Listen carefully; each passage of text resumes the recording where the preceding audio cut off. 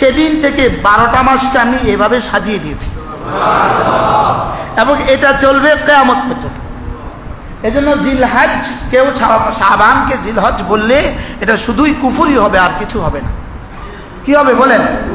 এরপরে কি বলে? যালিকাদ দীনুল কাইয়্যিম, আল্লাহ তাআলা বলেন এটাই আমার সুনির্দিষ্ট দোটোক ফয়সালা, এটা আমার সিদ্ধান্ত, এটা আমার কি। এজন্য সারা পৃথিবীর সব শক্তি মিলেও যদি শাবানকে জিলহজ্জা বলে, এই শাবান জিলহজ্জা হবে না।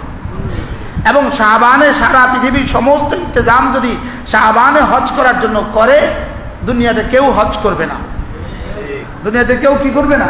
এবং এই হজ যদি কেউ করে, তার হজ সাকেত হবে না, তার হজ রহিত হবে না। যালিকাদ দীনুল কাইয়্যিম। তাহলে আজকের মাস কি? জিলহজ মাসের 28 তারিখ, এখন হয়ে গেছে 29। আর সামনের মাসের নাম কি? মুহররম। মুহররম মাস সরাসরি শাহরুল্লাহিল মুহররম। মুহররম মাস হলো আল্লাহ তাআলা বলেন এটা আমার নিজের মাস। মুহররম মাস কার মাস? আল্লাহ তাআলা বলেন মুহররম মাস হলো আমার নিজের মাস। এই জন্যই আদম আলাইহিস সালাম থেকে শুরু করে সাইয়্যিদনা ঈসা আলাইহিস সালাম পর্যন্ত যত নবীদের জামানার যত ঘটনা ঘটেছে, অধিকাংশই মুহররমের 10 তারিখে হয়েছে। অধিকাংশই কি? তাহলে মুহররমের 10 তারিখের সাথে মনে হয় যেন আল্লাহ তাআলারই বিশেষ সম্পর্ক আছে। আল্লাহ তাআলা দিনের মহতাজ না, রাতের মহতাজ না, লেকিন আল্লাহ তাআলা যেটাকে নিজের দিকে মানসুব করেন সেটা দামি হয়ে যায়। সেটা কি হয়ে যায়? দামি হয়ে যায়। ওস্তাদের জুতা, এটা কিন্তু ছাত্রের কাছে অনেক দামি, লেকিন ওস্তাদের জুতা 20 টাকার প্লাস্টিক, নিজের জুতা 4000 টাকার এফএক্স, লেকিন ওস্তাদের জুতার দাম বেশি, ওস্তাদের জুতা নিয়ে বুকে রাখে। এটা মানসুব ইলাল ওস্তাদ, এটা ওস্তাদের দিকে মানসুব। এই জন্য যে জিনিস আল্লাহ তাআলা নিজের দিকে মানসুব করেন তো এটা দামি হয়ে যায়। তো আল্লাহ তাআলার রমজান হলো বুখারী মুসলিমের হাদিস, শাহরুল্লাহ আল্লাযী মুহররম শাহরুল্লাহ আল্লাযী তাদউনাহু মুহররমা। রাসূল বলেন যেই মাসটাকে তোমরা মুহররম বলো, এটা হলো আল্লাহ তাআলার নিজের মাস। এই মাস আসবে আর কতদিন বাকি?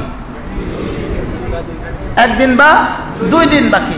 এবার ইবনে রজব হাম্বলি রাহিমাহুল্লাহ তার ওই কিতাবের মধ্যে লিখছেন, যদি কোনো মুসলমান বছরের শেষ দিনগুলো এবং আরেক বছরের শুরু দিনগুলো, শুরু শেষ এই দিনগুলোতে যদি কেউ ইবাদত বাড়ায়, আমলে সালেহের মধ্যে কাটায়, নেক আমলের মধ্যে কাটায়, তো আল্লাহ তাআলা তার সারা বছরের গুনাহ মাফ করে দিবেন। কি ভাই? তাহলে একটা নতুন কথা আমরা আজকে শুনলাম। কি বলেন?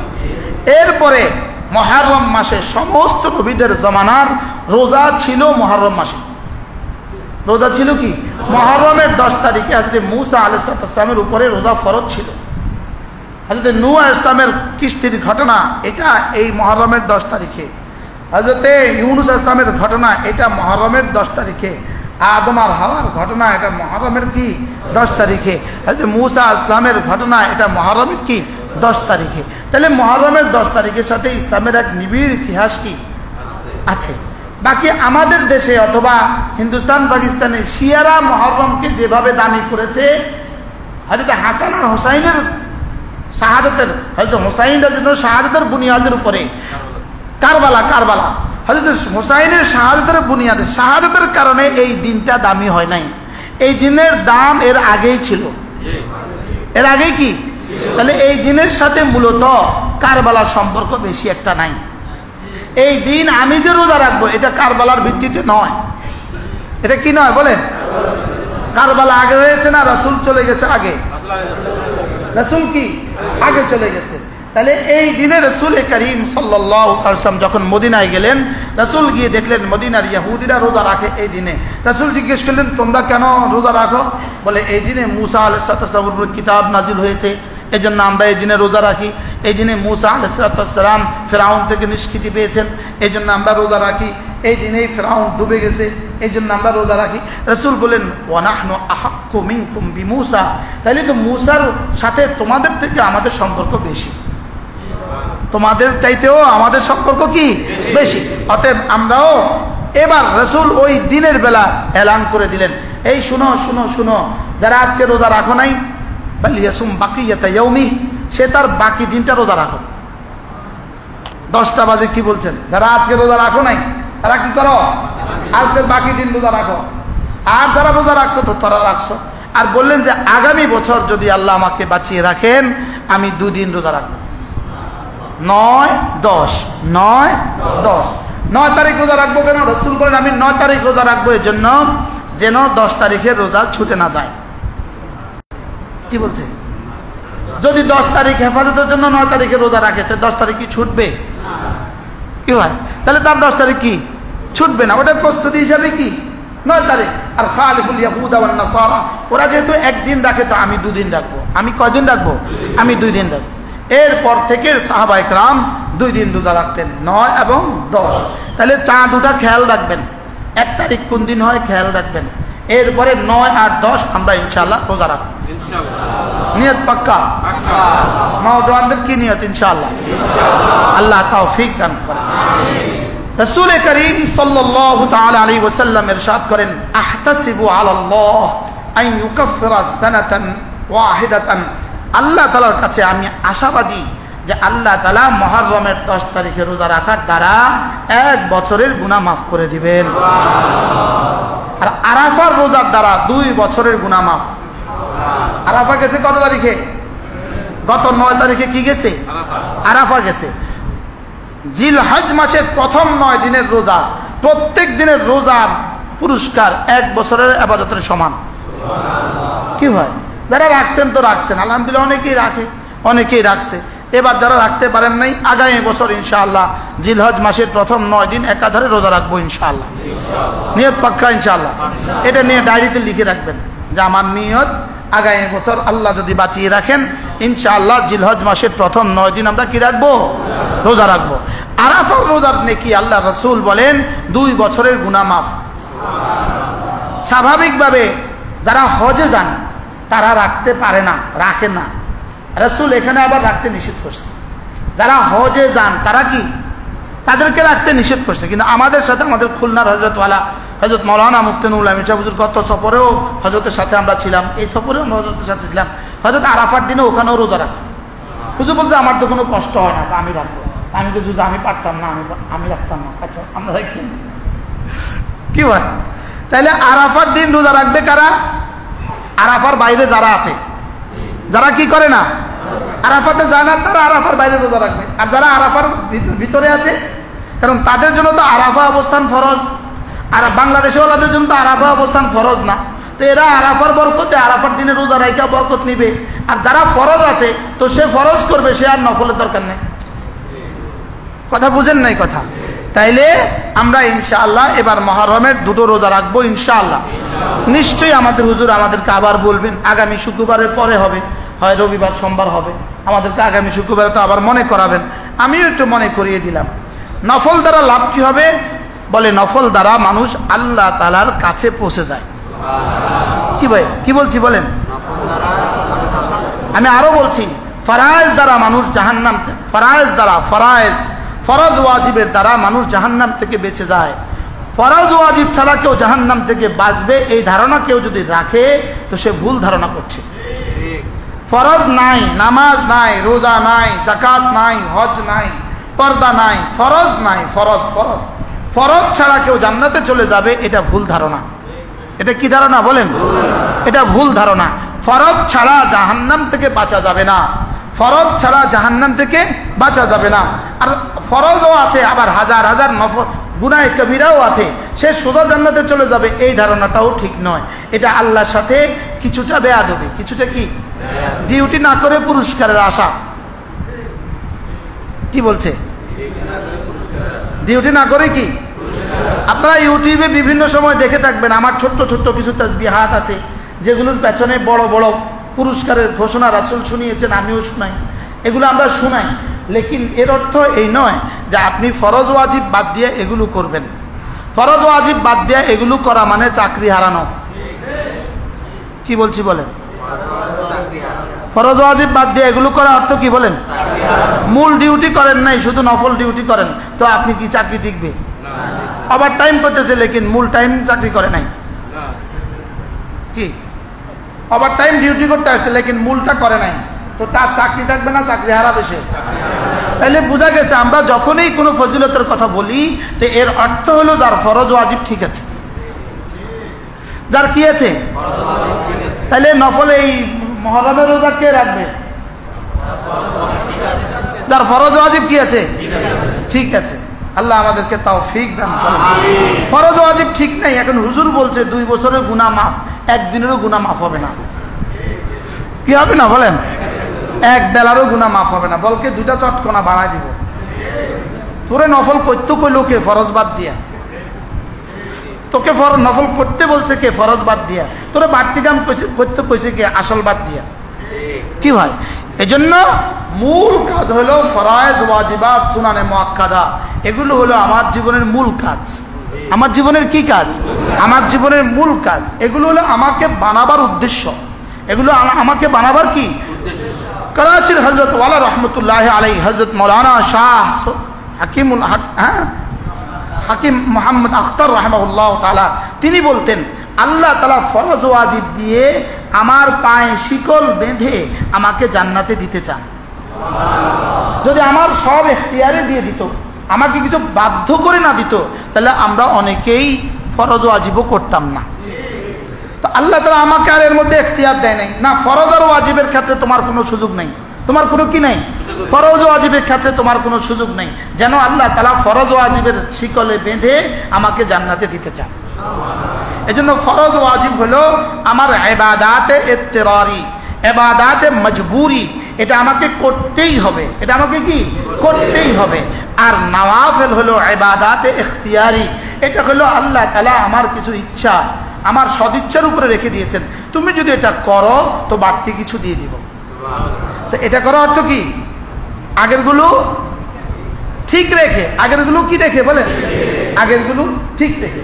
এজন্য যে কোনো কাজেই এতেদাল ঠিক রাখা চাই। এতেদাল, যেমন একজনের মার হক আদায় করে, অনেক বেশি হক আদায় করে, মার অনেক বেশি খেদমত করে, কিন্তু ইনি মার খেদমত করতে গিয়ে বিবির খেদমত করে না, বিবির হক আদায় করে না, তাহলে এটা এতেদাল ঠিক হয় নাই।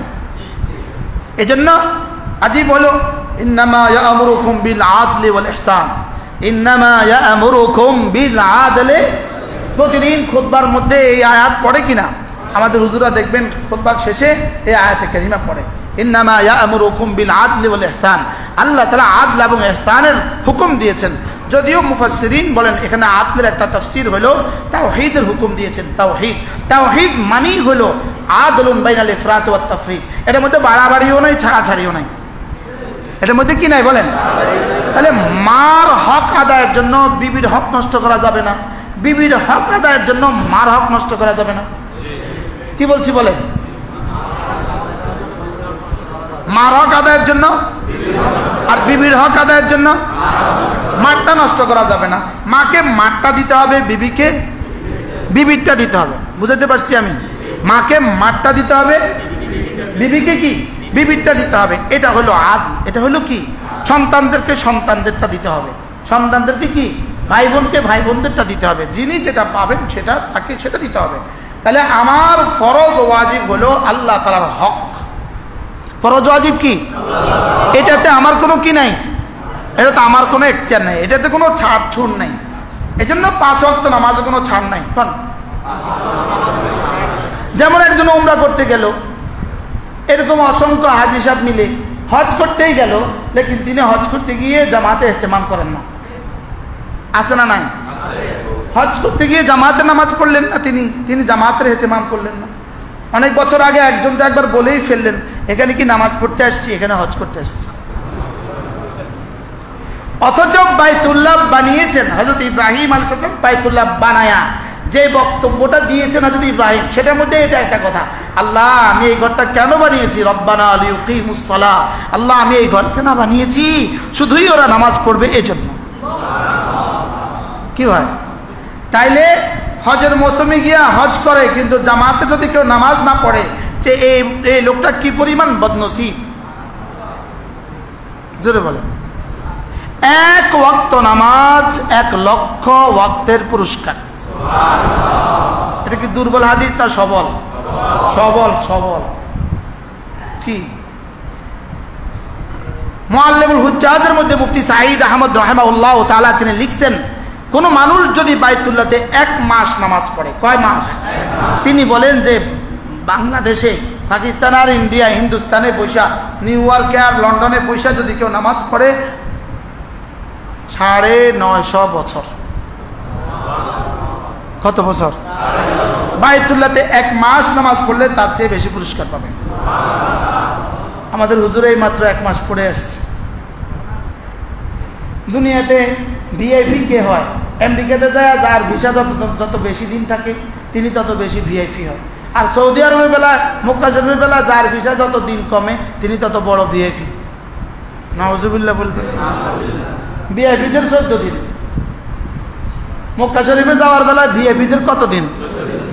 আর নর্মাল হাজিদের 45 দিন। উচিত কি ছিল বলেন?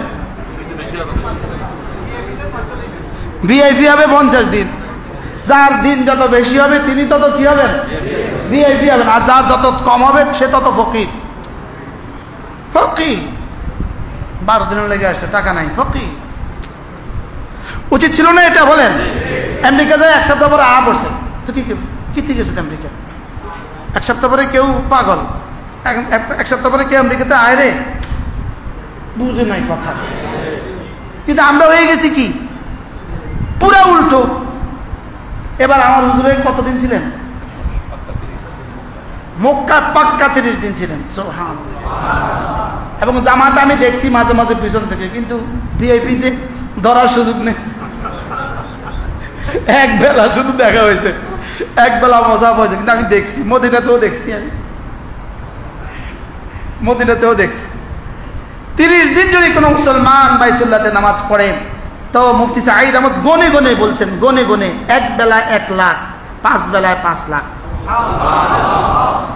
আচ্ছা, আজীব কথা না? 5টা দিন, একটা দিনে 5 লাখ নামাজ কি? আর বাংলাদেশে 5 27 কত?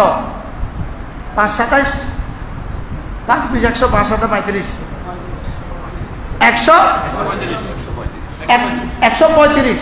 বাংলাদেশে একদিনে 135, আর মক্কা শরীফে একদিনে 5 লাখ। আচ্ছা, কি করা? এভাবে যদি প্রতি বছর 40টা বছর যদি এভাবে প্রতি বছর 1 মাস করে হয়, কেমন হবে? সুবহানাল্লাহ বলে না? আল্লাহ বাকি জিন্দেগির শেষ দিন পর্যন্ত যাওয়ার তৌফিক দান করেন। যাদের তৌফিক আছে নিয়ত করেন। বাকি কোনো বুড়ো, 60 বছরের উপরে কোনো বুড়ো আর হজে গেলে ফেরত না আসার সম্ভাবনাই বেশি। এটাও এক বালা, এটাও এক ভালো। এজন্য বুড়ো হজের নিয়তই করবেন না। আগে করলেন না কেন আপনি?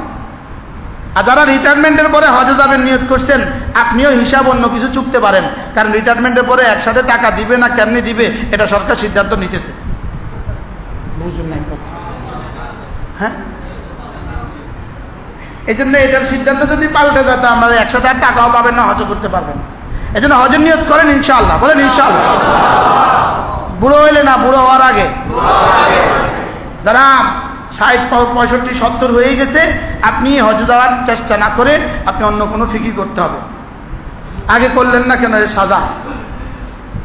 এই পরিমাণ মানুষ এই বছর শাহাদাত বরণ করেছে, অধিকাংশই বুড়ো। অধিকাংশ কি? অধিকাংশ বুড়ো না, অধিকাংশই বুড়ো, অধিকাংশই বুড়ো।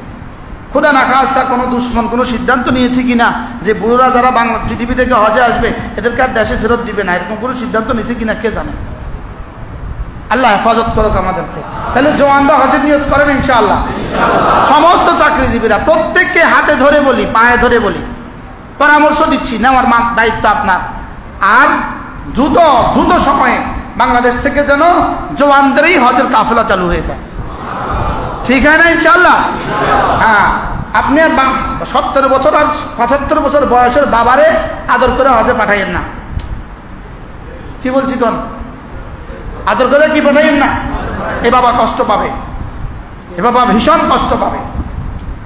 আরাফার মাঠ থেকে আসতে হয়, মাগরিবের পরে আসতে হয়, সূর্য ডুবার আগে আসতে হয়। মুজদালিফায় ঢুকতে হয় ফজরের আগে। মাগরিব এশা পড়তে হয় রাত 2টায় 3টায় 4টায়। এবার অসংখ্য গাড়ি মাগরিব এশা পড়তে পারে নাই, হারামের মুজদালিফা ঢুকতেই পারে না। কি পরিমাণ টেনশনে রাত কাটছে। সাথীদের নাই অজু, কোথাও নামাবার কোনো ব্যবস্থা নাই, সিস্টেমে নাই নামাবা।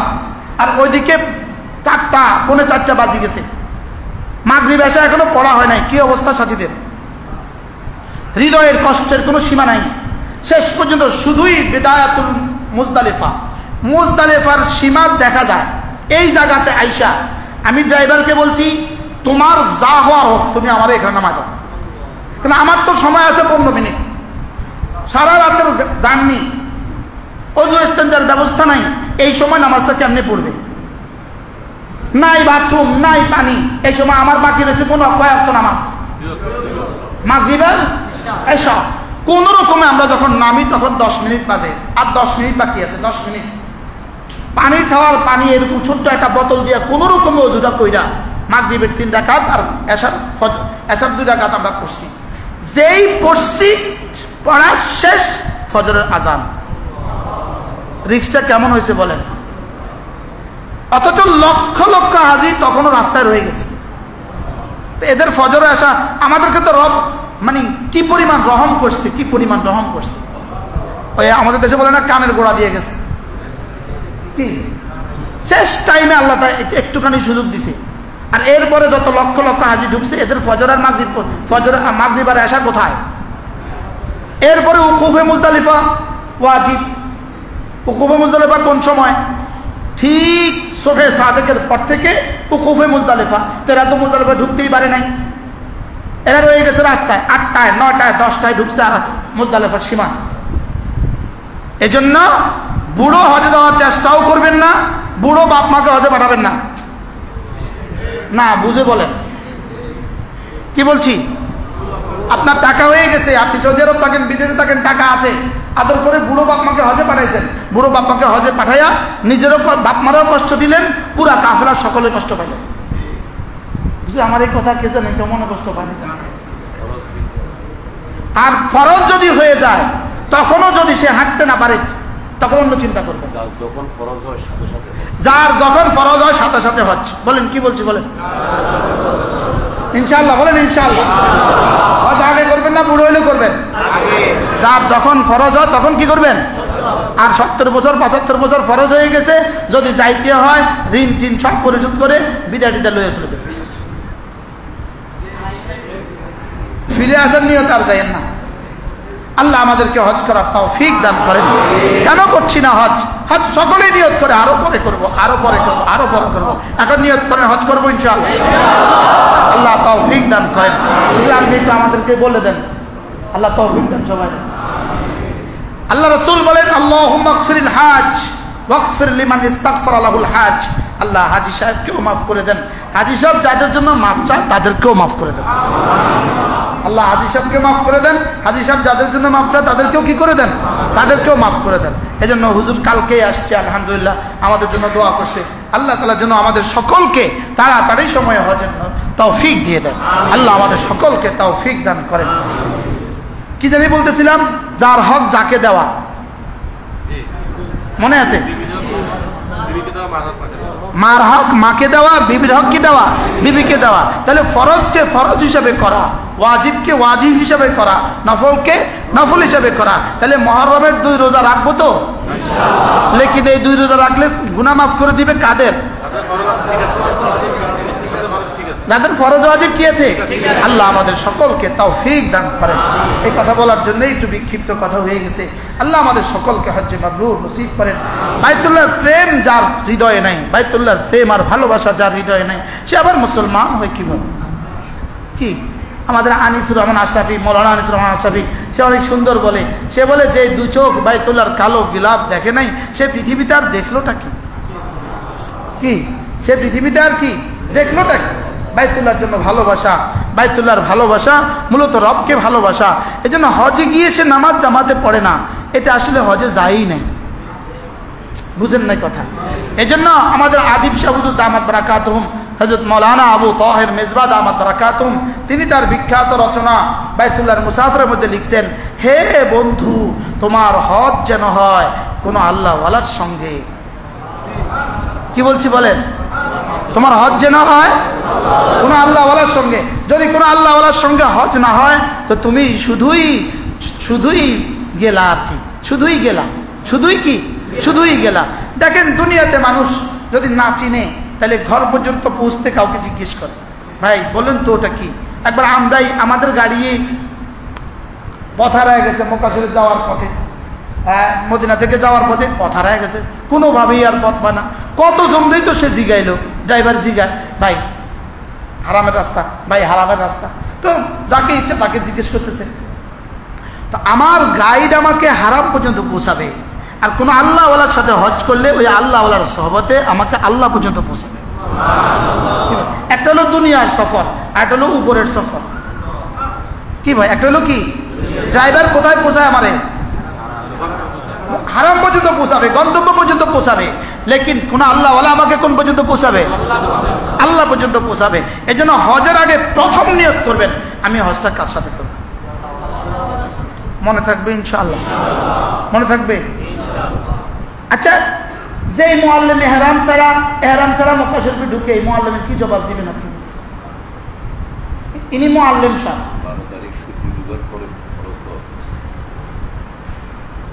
12 তারিখ সূর্য ডুবার পরে ফরজ তওয়াফ করছে। কি ভাই,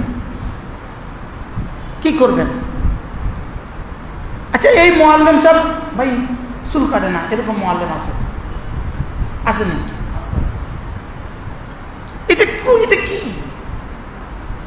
এটাকে কি বানায় নিছে? এই জন্য হজ করবেন কোন হক্কানি রব্বানি আল্লাহওয়ালার সাথে। কি বলছি বলেন, মুখস্থ করেন।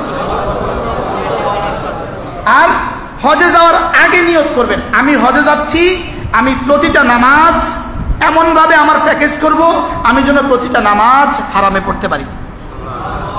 মনে থাকবে ইনশাআল্লাহ। যদি এটাতে মূলান কাসকি মাছের মতো মূলায় নিচে নামান, যত নিচে নামাবেন হারাম থেকে তত দূরে থাকবেন। কি বলছি বলেন তো, কথা বলেন। তত হারাম থেকে দূরে থাকবেন, আর হারাম থেকে যত দূরে যাবেন আপনি মূলত নামাজ থেকে তত দূরে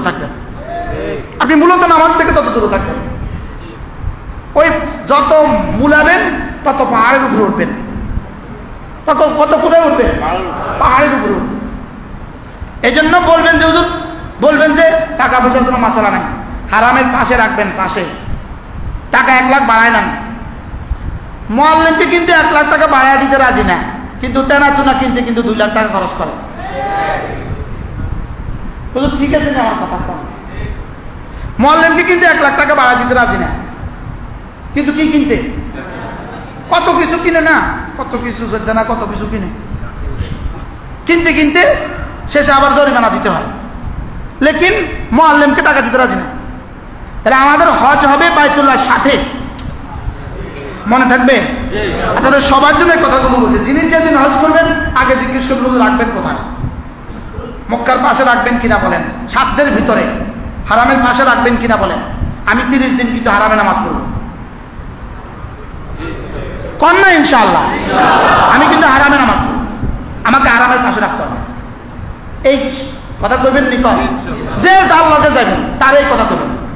আপনি আমার কথা দেন হারাম, উনি বলবে হারামের পাশে থাকতে কিন্তু 8 লাখ টাকা লাগবে, কইবেন 8 লাখ দিব, কিন্তু আমি হারামের পাশে থাকবো। আচ্ছা, 1 লাখ টাকা দিয়ে 30 দিন আল্লাহর ঘরে নামাজ পড়লেন, পুরস্কারটা কেমন হবে? আমার বুঝেই ধরে না এই অঙ্কগুলো কেন করলেন না, কেন করি না আমরা বাংলাদেশিরা, আমরা কেন এই অঙ্কগুলো করি না? আমি একটু বাড়তি দিলাম, আর হারামে পাকে প্রতিদিন 5 ওয়াক্ত নামাজ বাড়তি পড়ার পুরস্কার আমি 5 লাখ পেয়ে গেলাম। আরে 5 লাখ তো হলো একজন পড়লে, 2 জনে পড়লে 4 জনের নেকি, 4 জন পড়লে 8 জনের নেকি, 8 জন পড়লে 100 জনের নেকি, এবার 20 লাখের সাথে। এই লোভ সামলায় কিভাবে এই লোভ সামলায়? জীবন বাজি লাগাই তো এই লোভ ধরা দরকার। আল্লাহ আমাদেরকে তৌফিক দান করেন। আল্লাহ আমাদেরকে বারবার আল্লাহ তাআলার ঘরে যাওয়া নসিব করেন। আল্লাহ তাআলা বারবার এই ঘরের তাওয়াফ আমাদেরকে নসিব করেন।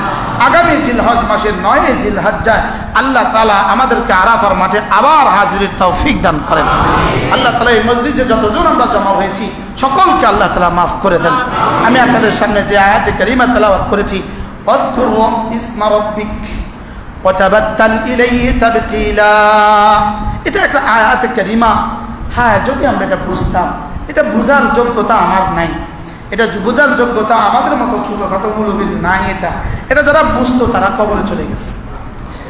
যে এই আয়াতে কারিমা বলার আগে আল্লাহ তাআলা লম্বা একটা ভূমিকা দিয়েছেন, রাসূলকে লম্বা একটা উপাধি দিয়েছেন, লম্বা কিছু কাজ করতে বলেছেন। দেখেন, ইয়া আইয়ুহাল মুযাম্মিল কুমিল লাইলা ইল্লা কালিলা নিসফাহু আও ইনকুস মিনহু কালিলা আও জিদ আলাইহি ওয়ারাত্তিলিল কুরআনা তারতিলা ইন্না সানুলকি আলাইকা কাওলান তাকিলা ইন্না নাশিআতাল লাইলি হিয়া আশাদ্দু ওয়াতআন ওয়া আকওয়ামু কিলা ইন্না লাকা ফিন নারি সাবআন তাবিলা। এরপর রব্বুল আলামিন বলেন ওয়াযকুর ইসমা রাব্বিকা ওয়া তাবাত্তাল ইলাইহি তাবতীলা। এই কথাটার আগে কি বললেন? ইয়া আইয়ুহাল মুযাম্মিল, হে কম্বলওয়ালা, হে কিওয়ালা রাসূল। এটা একদম ইসলামের প্রথম দিককার সূরা, ফাতরাতে ওয়াহিদ পরে প্রথম দিককার সূরা। আল্লাহ রাসূল কম্বল মুড়ি দিয়ে শুয়ে আছেন, তো জিবরিল এসে বললেন ইয়া আইয়ুহাল মুযাম্মিল। আজীব নে। আচ্ছা, কি পরিমাণ প্রিয়তম ডাক। হ্যাঁ, আর সাজির মালিক বলতেছে ইয়া আইয়ুহাল মুযাম্মিল, বলে কুমিল লাইলা ইল্লা কালিলা, উঠেন উঠেন উঠেন, আর ঘুমায়েন না, উঠেন। হ্যাঁ, তাহাজ্জুদ পড়েন। সুবহানাল্লাহ, উনি তরজমা করতেছেন, তাহাজ্জুদ পড়েন।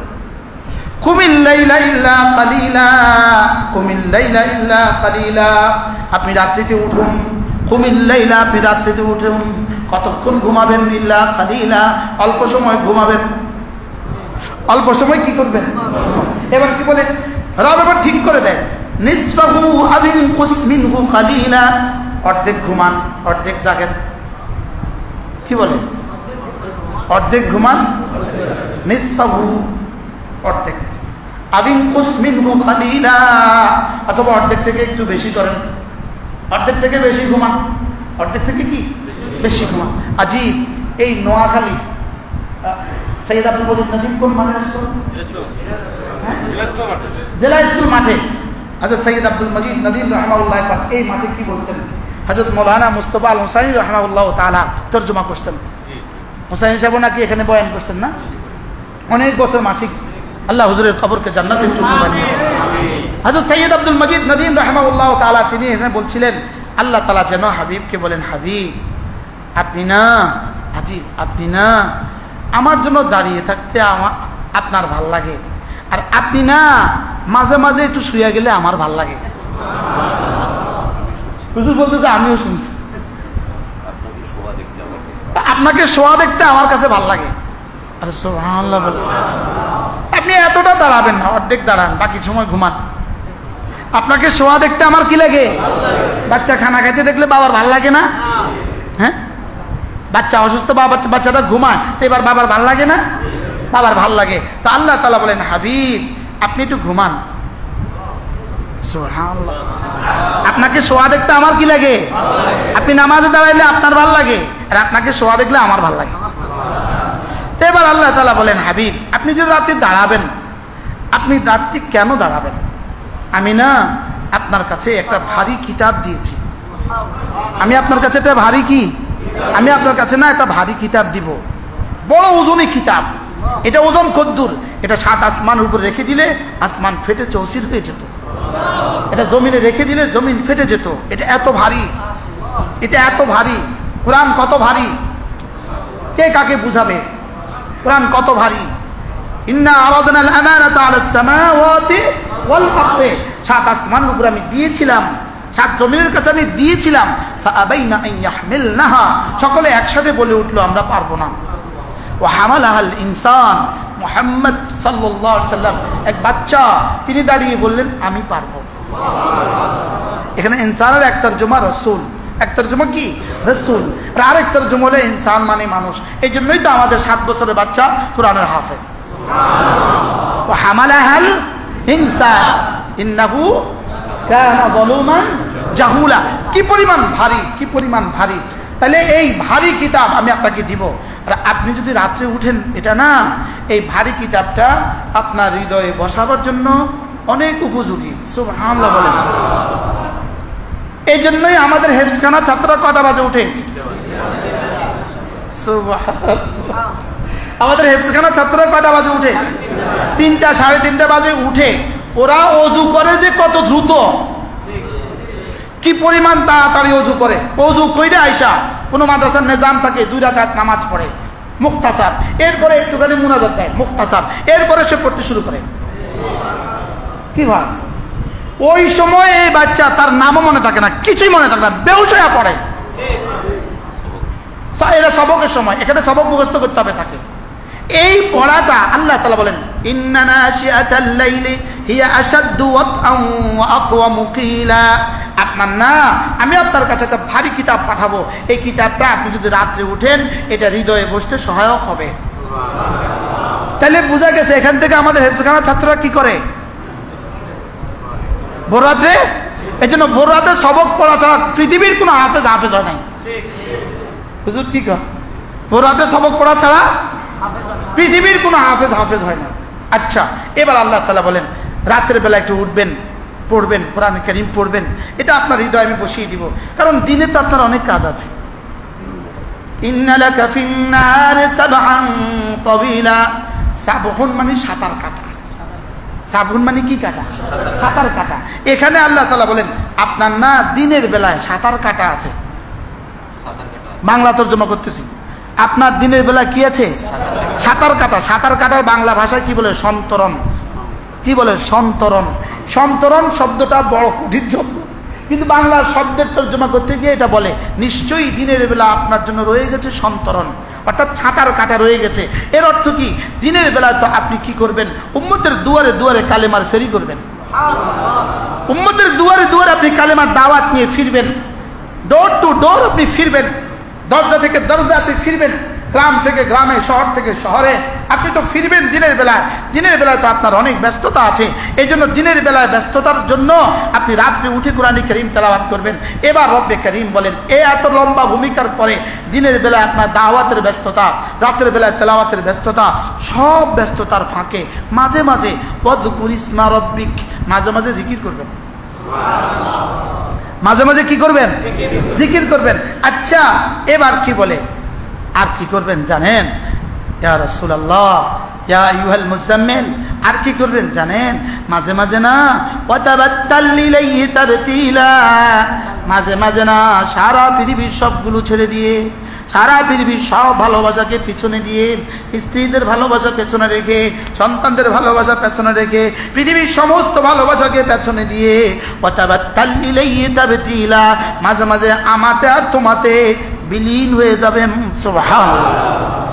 এর তরজমা কি দিয়ে করবেন? কোন শব্দ দিয়ে করবেন? ওয়াতাকাত্তা ইলাইহি ওয়াতাবাত্তাল ইলাইহি ওয়াতাকাত্তা ইলাইহি, পৃথিবীর সমস্ত সম্পর্ক বিচ্ছিন্ন করে মাঝে মাঝে শুধু আপনি আর আমি আমাতে ডুবে যাবেন। আমাতে কি যাবেন? আমাতে হারিয়ে যাবেন। সুবহানাল্লাহ বলেন না। আমি তরজমা করার ভাষা নাই তো, শব্দ নাই তো আমার কাছে। এটা কোন শব্দ দিয়ে আমি তরজমা করবো? এই শব্দ আমার কাছে নাই তো। মাঝে মাঝে না সারা দুনিয়ার সমস্ত সম্পর্ককে বিচ্ছিন্ন করে আপনি আমার মধ্যে হারিয়ে যাবেন, যেন শুধু আমি আর তুমি, তুমি আর আমি। এই জন্যই তো রাসূল, আচ্ছা আয়েশা কি পরিমাণ প্রিয়তমা স্ত্রী। রাসূল তাহাজ্জুদে দাঁড়িয়েছেন, নামাজ শেষ করে জিকিরে বসছেন। হযরত আয়েশা বলেন ইয়া রাসূলুল্লাহ। রাসূল বলেন কে তুমি? কে বলছো? আমি আয়েশা। মান আনতে, তুমি কে? কারে বলে? আয়েশা মান। আয়েশা কে? আমি বেনতে আবু বকর, আমি আবু বকরের মেয়ে। মানা আবু বকর। কি ভাই ইয়া রাসূলুল্লাহ, কি হয়ে গেল? এটা হলো ওয়াতাবাত্তাল ইলাইহি তাবতিলা, নামাজে ওয়াতাবাত্তাল ইলাইহি তাবতিলা, রুকুর মধ্যে গিয়ে ওয়াতাবাত্তাল ইলাইহি তাবতিলা, সিজদায় গিয়ে ওয়াতাবাত্তাল ইলাইহি তাবতিলা, তাশাহুদে গিয়ে ওয়াতাবাত্তাল ইলাইহি তাবতিলা। মাঝে মাঝে একাকী জিকির করতে বসে বসে তুমি না আমাতে হারিয়ে যাও। সুবহানাল্লাহ।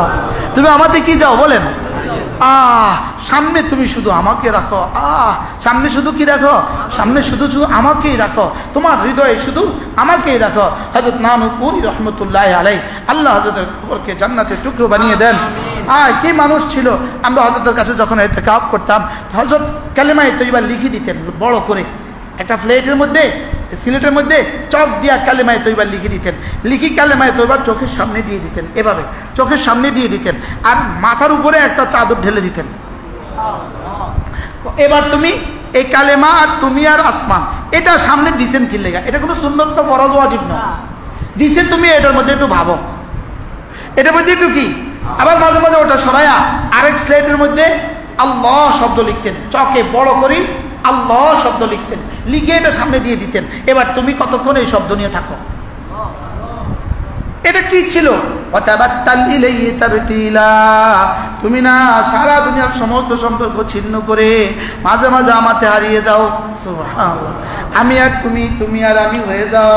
মাঝে মাঝে ডাকতে থাকো, লা ইলাহা ইল্লাল্লাহ, লা ইলাহা ইল্লাল্লাহ। আওয়াজ, আওয়াজ এটাও কিন্তু গায়রুল্লাহ, আওয়াজ এটাও কিন্তু গায়রুল্লাহ, আওয়াজ এটাও কিন্তু কি গায়রুল্লাহ, সুর এটাও কিন্তু গায়রুল্লাহ। দরকার নাই সুরের মূর্ছনা, দরকার নাই তোমার জোরে আওয়াজ, তুমি তোমার হৃদয়, হৃদয়, জবান আর কান, এই তিনটা লাগাইয়া আমার সাথে একাকার হয়ে যাও। এগুলো তর্জমা করা ভাষা আমাদের কাছে নাই, কারণ আমাদের জীবন তো এগুলো এগুলো অনুপস্থিত। এগুলো যারা করছে তারা তো কবরে চলে গেছে, তারা তো কি, তারা তো কবরে চলে গেছে।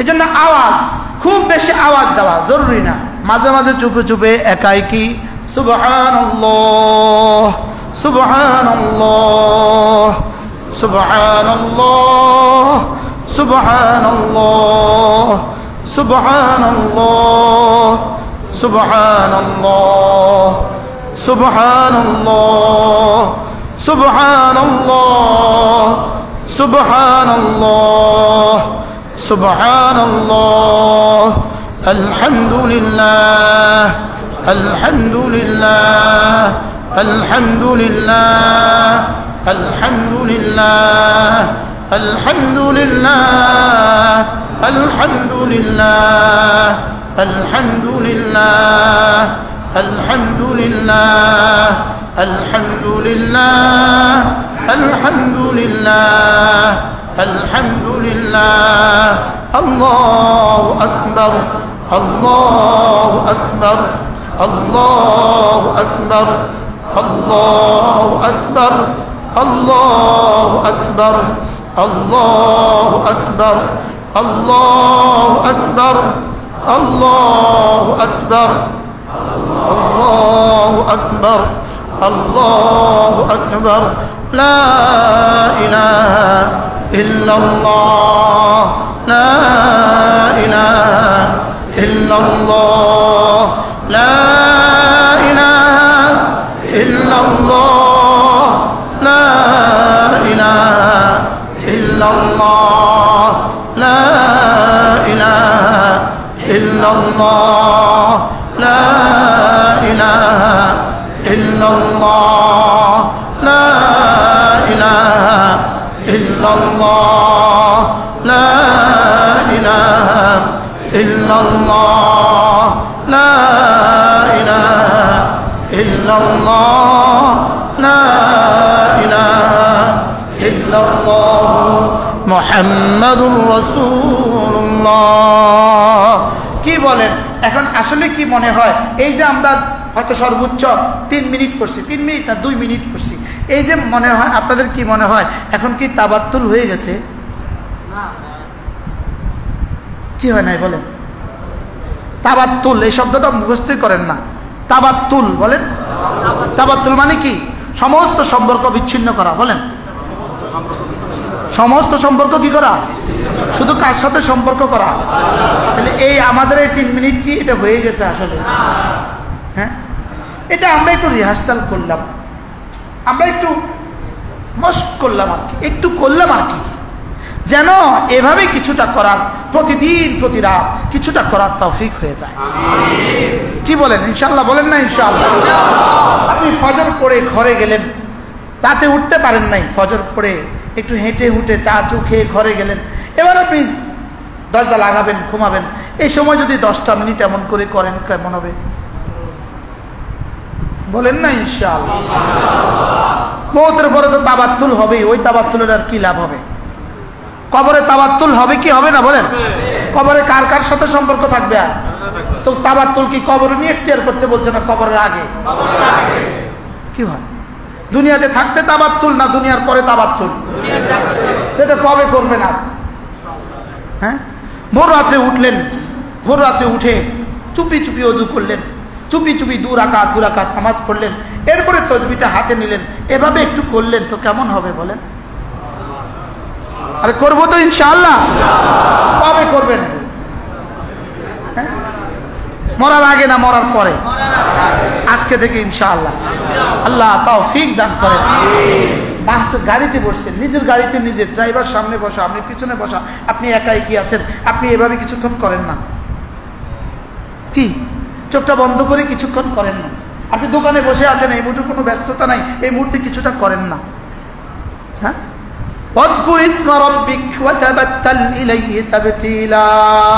তোমাকে ভারী কিতাব দিয়েছে এই জন্য তোমাকে পড়তে হবে, তোমাকে দাওয়াতের জিম্মাদারি দিয়েছে এই জন্য তুমি উম্মতের দুয়ারে দুয়ারে ফিরতে হবে। এর ফাঁকে ফাঁকে যখনই সুযোগ পাও তখনই জিকির করবা, আর তখনই কিছুটা একা হয়ে আমাকে ডাকবা। কি হয় কিছুটা একা হয়ে আমাকে কি? এবার কি বলে? রব্বুল মাশরিকি ওয়াল মাগরিবি লা ইলাহা ইল্লা হু ফাত্তাখিযহু ওয়াকিলা। রব্বুল আলামিন বলেন তুমি যাকে ডাকবা তিনি কে জানো? তিনি মাশরিকের রব, মাগরিবের রব। তিনি সূর্য ডুবার জায়গারও রব, সূর্য অস্তের জায়গারও রব। যদি ডুবার জায়গারও তিনি রব হন, অস্তের জায়গারও তিনি রব হন, তো মধ্যখানের রব কে? আল্লাহ। রব্বুল মাশরিকি ওয়াল মাগরিব, রব্বুল মাশরিকি ওয়াল মাগরিব। তুমি তার যাকে টাইম দিবা, যার জিকির করবা, যার জন্য তুমি একাকিত্ব বরণ করবা, যার জন্য কিছু নীরবে সময় দিবা, তিনি কে জানো? তিনি 7 আসমানের মালিক, 7 জমিনের মালিক। তিনি মাশরিকের রব, তিনি মাগরিবের রব। তিনি রব্বুল মাশরিকাইনি ওয়াল মাগরিবাইন, তিনি রব্বুল মাশারিকি ওয়াল মাগারিব। আল্লাহ। তিনি মাশরিকের রব, তিনি মাগরিবের রব, তিনি সারা কায়নাতের রব। অতএব লা ইলাহা ইল্লা হু। আর তুমি যাকে টাইম দিচ্ছ তিনি কে জানো? তিনি ছাড়া তো আর কেউ নাই, তিনি ছাড়া তো কি নাই। এবার রব্বুল আলামিন বলেন ফাত্তাখিযহু ওয়াকিলা, ফাত্তাখিযহু ওয়াকিলা। অতএব তুমি না তাকে তোমার বন্ধু বানিয়ে নিতে পারো, তাকে বন্ধু বানাও। তাকে কি বানাও? ফাত্তাখিযহু ওয়াকিলা। অতএব তুমি তাকে তোমার কারে সাজ বানাও, তুমি তোমার জীবনের সমস্ত কর্ম সম্পাদনকারী তাকে বানাও, তোমার জীবনের লাগামটা তুমি তার হাতে তুলে দাও। আল্লাহ। আপনি যদিও তুলে দেন নাই, আমি আর আপনি যদিও আমাদের নাকের রশিকে তার হাতে তুলে দেন নাই, কিন্তু মূলত আসলে আমাদের জীবনটা তার হাতে। কি বলে? আমাদের হাত মূলত কার হাতে বলেন? মূলত তার হাতে। এই জন্যই তো ঘুমায় গেছে গা, স্ট্রোক হয়ে গেছে গা, শেষ। তো আমার হাতে না, রবের হাতে। তো তার হাতে তো আমি আগেই আছে, তো আমি এখতিয়ারি দিতে অসুবিধা কোথায়? মনে হয় বুঝাতে পারি নাই। আমার চোখ কার হাতে? আমার কান কার হাতে? যদি আমার হাতে হইতো আমি কি আমাকে ডায়াবেটিস হতে দিতাম? যদি আমার হাতে হইতো আমি কি দাড়িগুলোকে সাদা হতে দিতাম? কেমনে দাড়ি সাদা হয়েছে? কে রং লাগাইছে? কে এই রং লাগাই দিল? কে? এই কালো রঙের আবার সাদা বানাইলো কে? এত সাদা হইলো কেমনে? আপনি আমার কালো দাড়ি দেখছেন না? আজ থেকে 10 বছর আগে যাদের সাথে আমার সম্পর্ক, আমার কালো দাড়ি দেখেন না? তো এর মধ্যে রং লাগায় কে? প্রতিদিন বাড়ে, রং লাগায় দেয়। ওই কালো রং যায় কই? কি এত মিস কালো হয়েছে মাশাআল্লাহ। এই কালো রং এটা যায় কই? এটা হ্যাঁ, তাহলে আমি কি আসলে আমার হাতে না আরেকজনের হাতে? তো তার হাতে যখন আমি আছি, আমি যেহেতু মজবুরি ইত্তেরারি, আমি যদি মজবুরি তার হাতে আছি, তা আমি বিল ইখতিয়ার আমাকে তার হাতে তুলে দিতে অসুবিধা থাকে। বুঝেন নাই কথা? কি বলছি বলেন? যেমন ধরেন, আফওয়ান মাফ করবেন, যারা ক্লিন শেভ করেন প্রতিদিন, আপনি যে প্রতিদিন শেভ করেন, এমন কিছু ইউজ করা উচিত আপনার যেন আগামীকালকে আর টাকা খরচ না হয়, পশু আর টাকা খরচ হয়। প্রত্যেকদিন এখানে টাইমও দিতে হয়, টাকাও দিতে হয়। আপনি এমন কিছু ইউজ করেন যেন আর জীবনে দাড়ি নাই উঠে। বুঝে নাই কথা। হ্যাঁ, এটা এরকম কিছু করা যায় না। প্রত্যেকদিন টাইম দিতেন কা, প্রত্যেকদিন 1 ঘন্টা করে লাগাও, প্রত্যেকদিন কি শেভ করো। জীবনে কত ক্রিম ইউজ করছেন এই সুন্দর রাখার লাগে আল্লাহই জানে। যত বুড়ো হয় তত বানানোর মতো হয়। কি যারা শেভ করে একদিনে যে পরিমাণ ক্রিম ইউজ করে, মনে হয় আমি আর হুজুরে আমাকে পুরো জীবনও এই পরিমাণ ক্রিম ইউজ করি। কিভাবে ব্রাশ দিয়ে মারতে থাকে, এদিকেও মারে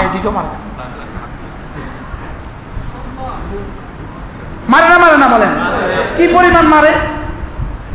আচ্ছা, দিন কি সুন্দর বাড়ে না দিন কালো হয়? হ্যাঁ, দিন সুন্দর বাড়ে না অসুন্দর বাড়ে? আল্লাহ ওয়ালারা দিন বুড়ো হয় আর দিন সুন্দর বাড়ে না অসুন্দর বাড়ে? দাড়ি যত সাদা হয় চেহারা তত সুন্দর হয়। দেখেন না, দাড়ি সাদা আরেকজনের সাদা। কে রং লাগাইলো? কে কবে লাগাইছেন রং?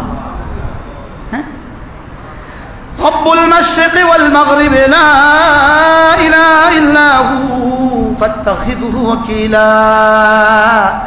তুমি যাকে টাইম দিবা তিনি মাশরিকের রব, মাগরিবের রব, তিনি ছাড়া তোমার আর কেউ নাই। ফাত্তাখিযুহু ওয়াকিলা, তাকে বন্ধু বানাও। তাকে কি বানাও? আল্লামা ইবনুল কাইয়িম আল জাওজিয়া, আজিব, এ আমাদের একটা কিতাব আল ওয়াবিলুস সাইয়্যিব ফিল কালিমিত তাইয়্যিব। হ্যাঁ, যদি এটা আমার কিতাব না হইতো, বাংলা ভাষা এটা আমার কিতাব, যদি এটা আমার কিতাব না হইতো, আমার কিতাব হওয়ার কথা আমি বেশি বলতে পারি না, বলবেন যে এটা আমি কম। আল্লামা ইবনুল কাইয়িম আল জাওজিয়ার বিখ্যাত কিতাব আল ওয়াবিলুস সাইয়্যিব, এই কিতাবটা যদি কোনো মুসলমান একটু সেট পড়ে, প্রতিদিন 5 মিনিট 10 মিনিট করে পড়ে, আমি তাহলে লিখে দিতে পারি আল্লাহ তাকে দ্বীনের বুঝ দিয়ে দিবে। তার হৃদয়ের হালত পরিবর্তন হবে। তার হৃদয়ের হালত কি হবে? তার হৃদয়ের হালত পরিবর্তন হবে। কি একটা প্রসঙ্গ ছিল হুজুর এই কিতাবের মধ্যে? বলেন কোন প্রসঙ্গ ছিল? বলতো কিতাবের কথা বলতে তোরা ভুলে গেছি। হ্যাঁ,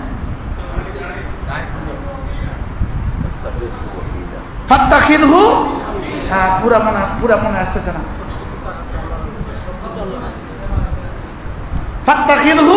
ফাত্তাখিযহু ওয়াকিলা।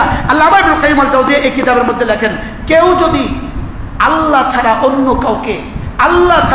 কাউকে তার কারসাজ মনে করে, আল্লাহ ছাড়া অন্য কাউকে তার জন্য আরো বেশি উপকারী মনে করে, আল্লাহ ছাড়া অন্য কাউকে তার জন্য আরো বেশি উপযুক্ত মনে করে, তো সে আল্লাহ তাআলার উপরে ঈমানে আনে নাই। নাউযুবিল্লাহ বলেন।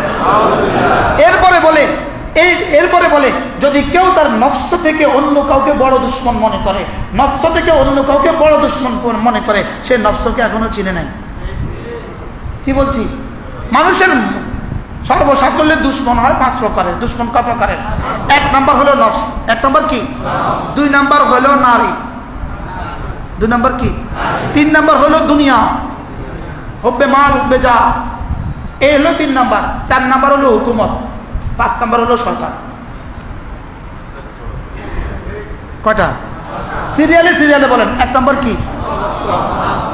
সবচেয়ে বড় দুশ্মন কে? 2 নাম্বার নারী, 3 নাম্বার দুনিয়া, 4 নাম্বার হুকুমত, 5 নাম্বার। আল্লামা ইবনুল কাইয়িম আল জাওজিয়া বলেন, কারো যদি 1 নাম্বার দুশ্মন যদি মাগলুব হয়, তার বাকি 4টা মাগলুব। সুবহানাল্লাহ বলবেন না? নফস ঠিক পৃথিবীর সব নারীর ষড়যন্ত্র থেকে সে নিরাপদ। নফস ঠিক দুনিয়ার সব ষড়যন্ত্র থেকে সে নিরাপদ। নফস ঠিক হুকুমতের সব ষড়যন্ত্র থেকে সে নিরাপদ। নফস ঠিক শয়তান তো কোটি কোটি মাইল দূরে। তাহলে সবচেয়ে বড় দুশ্মন কে বলেন? তাহলে আল্লাহকে যদি কেউ মনে করে আমার নেমাল ওয়াকিল না, এই জন্যই তো হাসবুনাল্লাহু ওয়া নি'মাল ওয়াকিল, নি'মাল মাওলা ওয়া নি'মান নাসির। আমার সবচেয়ে বড় ওয়াকিল কে? আমরা বাংলা ভাষায় যে উকিল বলি, এই উকিল সেই উকিল, এই উকিল অর্থ সেই উকিলে। কি ভাই? তাহলে আমরা কোন প্রসঙ্গ ছিল? ফাত্তাখিযহু ওয়াকিলা, বন্ধু বানাবো কাকে? বন্ধু বানাবো আল্লাহকে। আল্লাহ তাআলা আমাদের সবাইকে তৌফিক দান করেন। ইনশাআল্লাহ আজানের পরে একটু দোয়া হবে ইনশাআল্লাহ। জি, আজান দেখ, আজানের জবাব দিবেন। আল্লাহ, কিতাব গাড়িতে পাওয়া যাবে ইনশাআল্লাহ।